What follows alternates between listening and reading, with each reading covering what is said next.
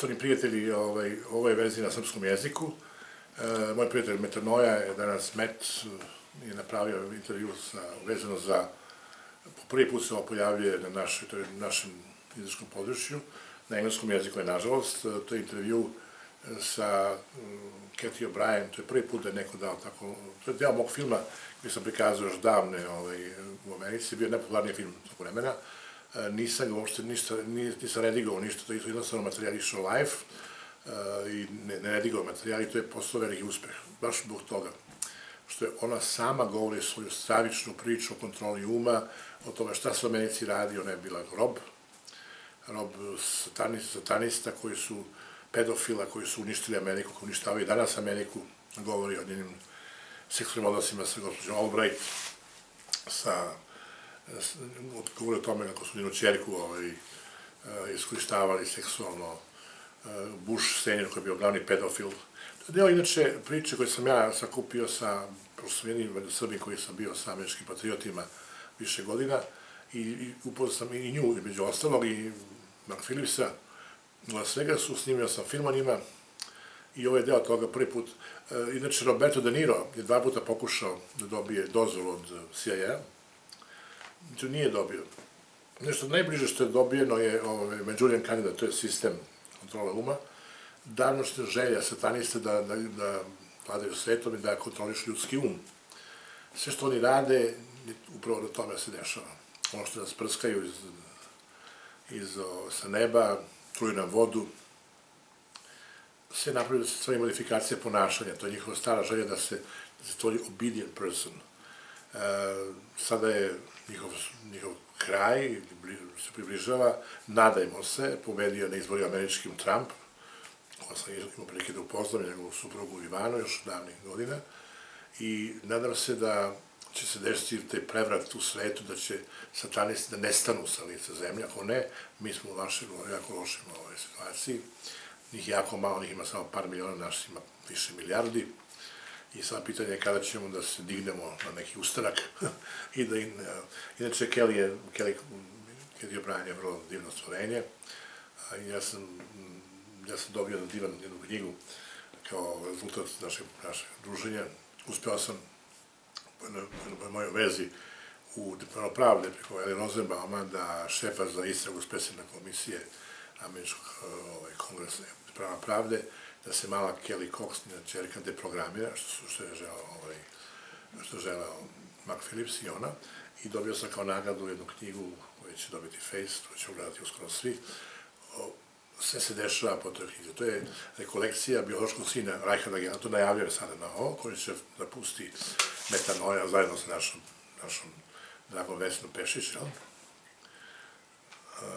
da to pustimo, da vidite da je sve počelo od Haškog tribunala, misli sve to radi nemačka obaveštajna služba, BND, šefova Rajhard Gela, najveći špijun svih vremena, koji je radio sa Hitlerom. I ako se nešto specijalno ne desi, mi smo u jako lošoj situaciji.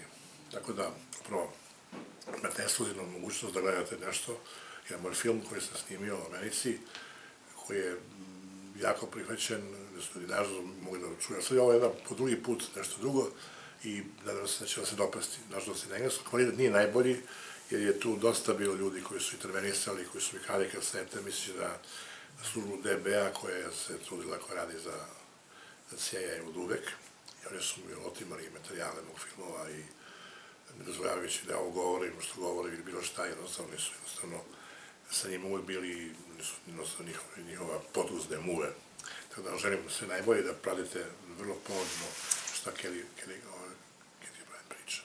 Ja zahvaljam i kaseta je duga, ali preporučujem da je gledate. Prijatno.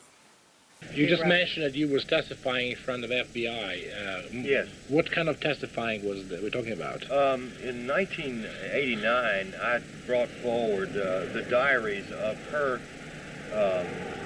controller or handler, Alex Houston, because these diaries contained a number of large cash transactions among high-ranking officials, both within the Justice Department, in the entertainment business, as well as some politicians, including...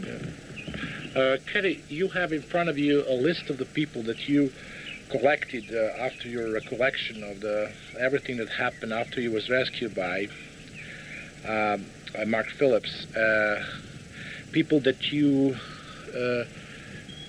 can say and swear the member of the Rose. Can you give me this list and tell me what people are on that list? And you also having a list of all drug traffickers that you was acquainted with. You met them and you work with them. Yes, this is a partial list that I've compiled. It was just a matter of listing some names for convenience purposes for people investigating. And I refer to it as a perpetrators list because these are certainly traitors of our country that are involved in implementing the New World Order under this group that they refer to as the Order of the Rose. And the orders from the Rose were orders from George Bush. That's not to say he was the very top person in this effort, but he certainly was in this, the aspect of it that was going on in our country, Canada, Mexico, and throughout the Caribbean. One of his primary people that was working under him in the UN capacity was Medlin Olbrajt, and Medlin Olbrajt was part of the Order of the Rose that was involved in the Caribbean operations and even had an office in the Organization of American States office in Washington, D.C. You visited her. Can you tell me more details how you came in touch with her? And you told me that she also sexually harassed you in that office at the time. Can you tell me approximately the time frame and when it happened and when you visited and who brought you to this meeting with her and what was the purpose of that meeting? This was in, I believe it was 1985. I have a little more difficulty with exact dates and times because as a programmed multiple, in essence, it was as though it were one long day to me. I was not aware of time, my age, or anything else. But Medlin Olbrajt was at the White House cocktail party that was being thrown for Brian Mulroney, Prime Minister of Canada, who is also Order of the Rose. And main purpose for you being there was what? Was for prostitution to Brian Mulroney at that time. But anytime I was in Washington, D.C., it was usually multi-purposed, as was this particular trip. And after having been prostituted to Brian Mulroney that Can you explain me the situation in more details? Who brought you there and what was the room that was used for that reason? Also in White House, or he was guest in White House, he slept in White House? Yes, he had a room in the White House at that time, and I was brought into a White House cocktail party for the purposes of making contact with Brian Mulroney for prostitution later that evening in his room in the White House. This room? Can you describe this room? It was one of the nicer guest quarters that they have in the White House, and it was actually a suite. It wasn't just a bedroom. There was an outside room to it that had a sofa in it and some comfortable furniture. But also in that room, by the time I entered, were 3 other girls, one of which was a very dear friend of mine who remains a dear friend of mine to date. She's a mind-controlled slave of U.S. Senator Arlen Specter. She's not free at this time. She is amnesic of most of the events, and she's anxiously awaiting the day that someone will be able to rescue her from her ongoing mind control existence. What is her name and where is she located now? For her safety, I will not say her name or her location, but I will say that she has flashes of memory at times. And when I was talking with her recently, she said that... You met with her in person? Yes, I've seen her since. She knows that the book Transformation of America has been written, and she finds tremendous hope for her and her children and for other mind control victims, that someone is actually vocalizing the atrocities that are going on in this country. To come back to the topic of Mulroney, so he was brought to the entrance of the White House, especially which entrance he was using for? Service entrance. And to exemplify how the mind control slave's subconscious is so literal, the my escort, Secret Service escort, stopped outside the door and pointed out the sign that said service entrance on it to me and enunciated it quite differently so that I understood it to read, serve us in trance. And the service entrance was very often how I was brought into the White House.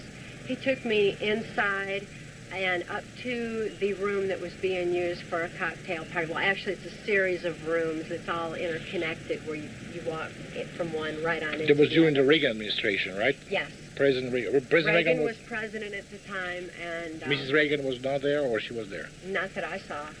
She wasn't. I never had any association with her, and didn't see her around at all. So But who brought you there? I mean, just Secret Service, but who was your mind control operator at the time?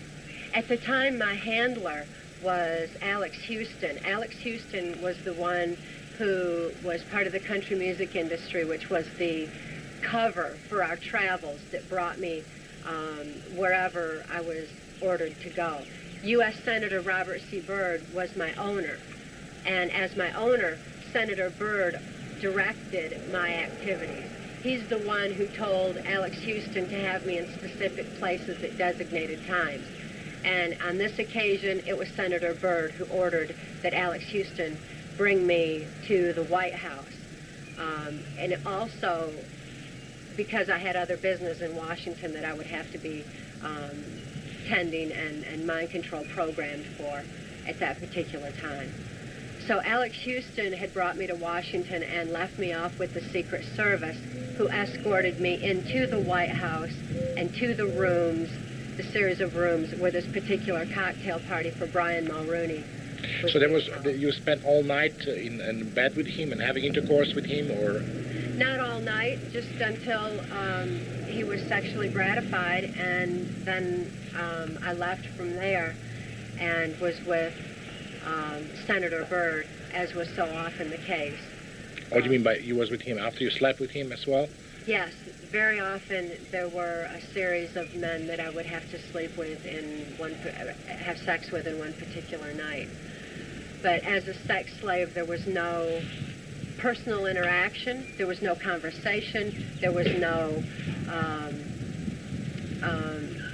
keeping me around for any purposes. I was simply there for sexual gratification purposes. And that was the case on this night. As I was going through this cocktail party, George Bush and Medlin Olbrajt were also present. And George Bush signaled me to come over to he and Medlin Olbrajt and talk. And it was there that Medlin Olbrajt ordered that I would be brought to her OAS office the next day. So she said that you mentioned in your book, I remember the page 167 even by heart, that George Bush told you about Margaret Olbrajt. Who is she and something like that. Well, yes, he made some jokes to the effect that she was the, quote, Reverend Mother of all sisters, which cryptically meant that she ordered mind control slaves such as myself around. And that particular cryptic language was indigenous to the Catholic Vatican, the Jesuit mind control aspect of my victimization. So the Order of the Rose and the Catholic influence that I was experiencing at that particular time put me into the Catholic Jesuit mode of operation that I had been previously programmed for and conditioned for, and was often used for carrying out particular Caribbean operations. And now your second meeting with her was in that building that you was mentioning before. Can you Yes, describe the building and her office and how it looks like and how this event had happened? Well, the OAS building is located in Washington, D.C., and Alex Houston dropped me off out front. I went through the front door, and there's like a hallway that goes all the way through the OAS building and right out to the back where there's a rock garden. Her office... How the garden looks like? There's some elements that you can describe? The rock garden had a little walkway, like a sidewalk, where people who work there, people who were brought in, could go outside. There were different rocks, some trees and shrubs there, and a lot of Caribbean art was around the woodwork. I noticed that there was some Haitian artwork in particular that I recognized from having been in Haiti on operations so many times. So you was first probably, you went through the guard there and who told you where you're going, right? And first somebody asked you where you're going, or? No, I just went straight in. I already knew where I was supposed to go, and I'm sure that the different indicators that I was wearing was a tip to many that I was part of the CIA operations anyway. I, too, had to wear the different roses, and particularly in my hair. But I had been given a little red rosy cross when I was first brought into the Order of the Rose. Could you just keep this, what you was talking yesterday, and I just want to be curious if you can tell us on the camera that. You went to her room and she was sitting there, right? And she was... yes, after what's we happened talked outside and I had received my orders, she brought me back into her office, which is located near the rock garden, and it's on the left as you go in. The office was really quite small, but it too had some of the Caribbean art on the walls. Some Haitian carvings were around the room. There was a file cabinet. Overall, it was a relatively small office because it was not her main office. But this OAS office was directly connected to the United Nations, and anytime I was around Medlin Olbrajt, the Catholic Jesuit aspect was accessed and used, and she accessed my sex programming at that time and made me perform oral sex on her before leaving. So how long was this action? So what she did was she just take her clothes off and order you to order oral sex on her? Well, actually, she just removed her panties. She was wearing a dress at the time, a longer skirt, which was more suitable for summer. It was a summer type weather anyway, and she just removed her nylon panties and had me perform oral sex on her while she sat in her office chair. And was she excited with that? Did she have an orgasm? Yeah. What you can think of? How long you stayed there in her office? As long as it took. I really don't know how long it was. Any time for something so disgusting is too long. But it was just until she was sexually gratified, and then I was just ordered to leave. So what kind of order did she give you in that particular moment when she met with you? Well, she just accessed the sex program part, the same part like Hillary Clinton would use, and that was done through the sister references, particularly a twin sister reference where the sex programming had actually already been instilled, and the removal of her panties and with her spreading her legs and giving me orders was really all it took. So in other words, you was completely automatic. So you was just because of your mind control and your robotic behavior in the time. Totally robotic, and I had no ability to do anything other than what I was instructed or what I had been previously trained to do. And she was well aware of the fact that I was programmed and trained. She was aware of the fact that I was used in pornography with Larry Flint's Hustler magazine. Okay, you have some magazine where you can see the photographs of you on that magazine. Those are available. They're available on the Larry Flint's and Enterprise and Hustler magazine. Okay, what I would like to ask you this question that we were starting this programming, this particular segment was about your knowledge of other members of the Order of the Rose. That you can.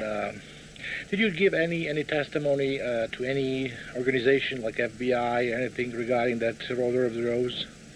No organization like that. As a matter of fact, there are certain factions, criminal factions of the government that are involved in this. There's certain factions of CIA and certain factions of FBI, much lesser on the FBI. This was very high up in government.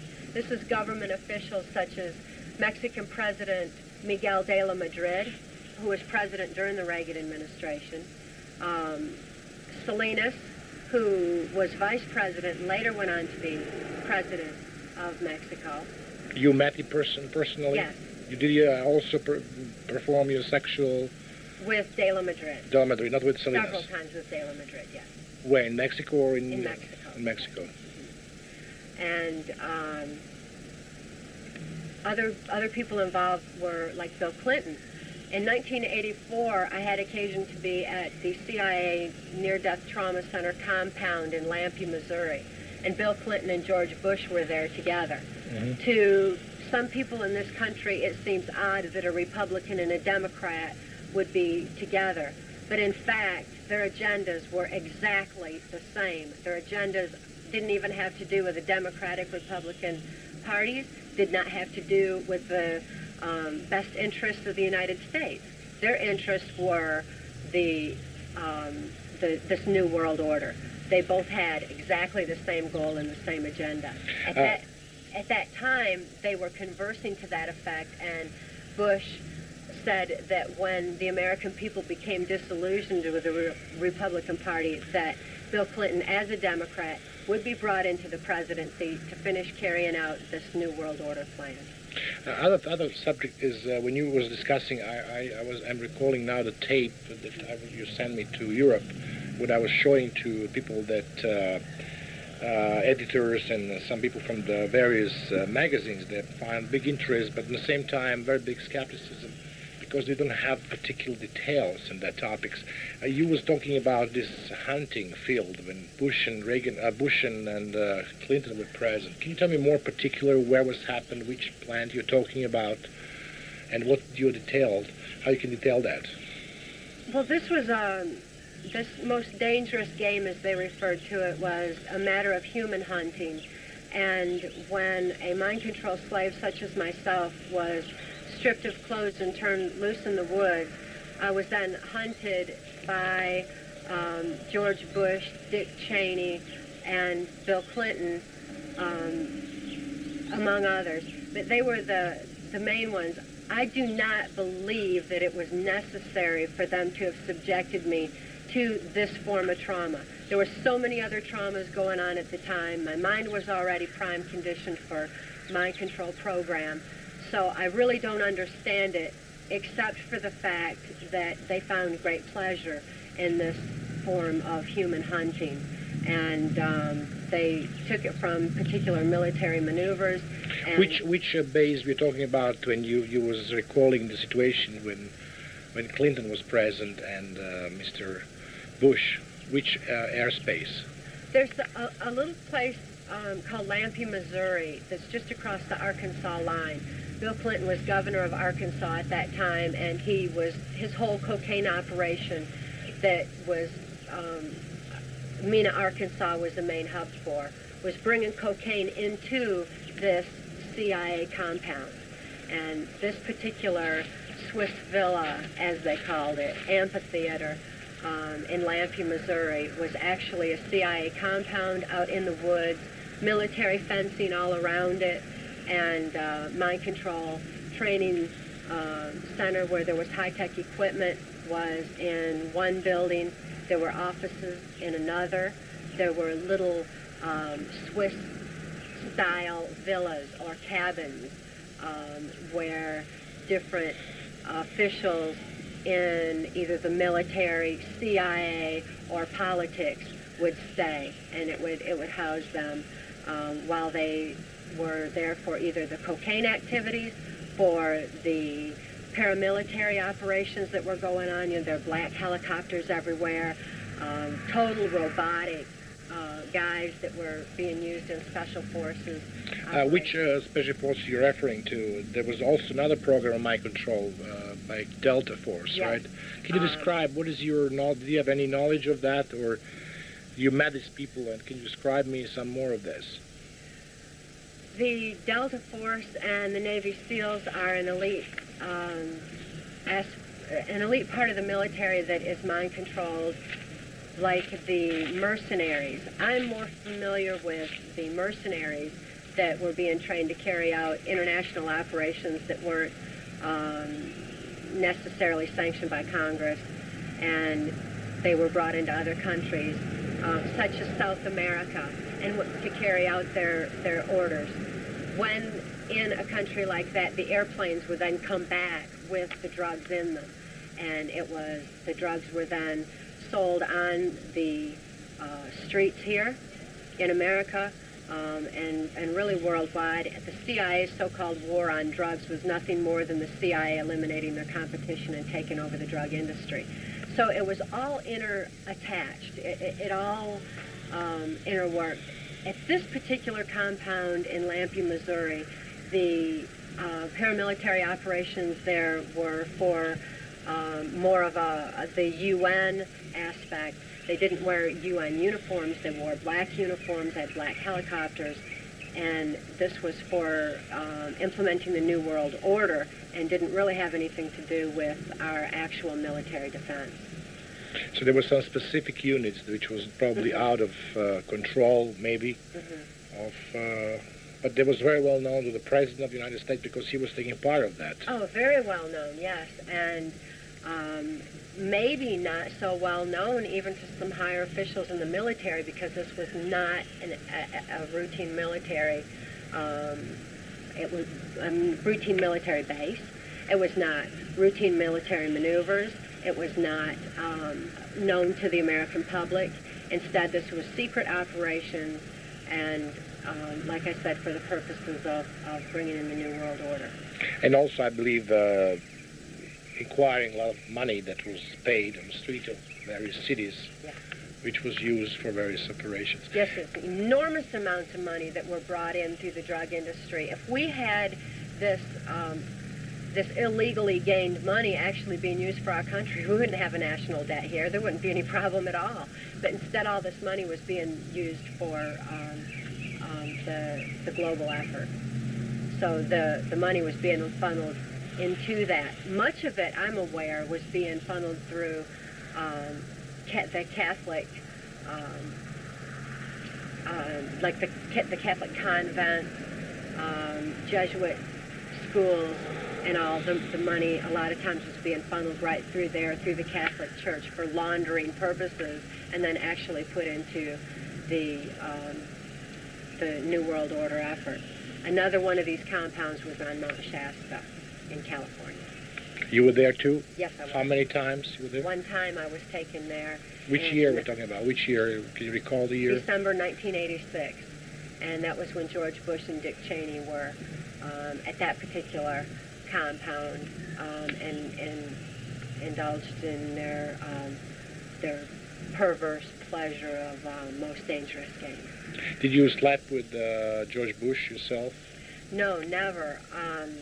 Even though he was present when he had turned me loose in the woods, he also had turned my daughter, Kelly, loose. She was only 6 years old at the time. And later on that evening, when Kelly was brought in... In California? You're talking about California? When Kelly was brought in, she said that she had been caught, same as me, to quote her, in that so-called most dangerous game. That was to make her feel responsible for the sexual abuse that followed, and it was to make me feel responsible for it, because had we not been caught, then we wouldn't have had to have endured the sexual abuse that followed. George Bush sexually assaulted my daughter, and Dick Cheney sexually assaulted me. So now, can you recall who brought you to this Californian based and